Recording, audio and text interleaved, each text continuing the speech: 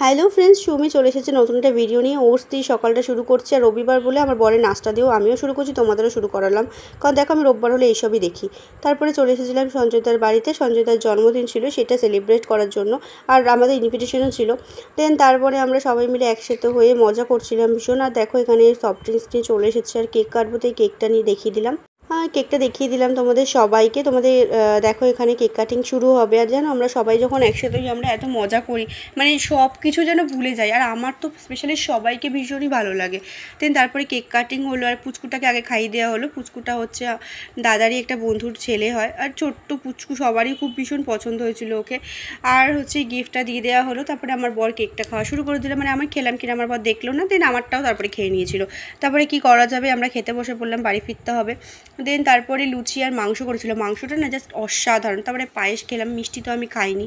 তারপরে সে এখন সবাই মিলে একটা গ্রুপসি তুলে নিয়েছিলাম। আর আমাকে কেমন লাগছে জানিও।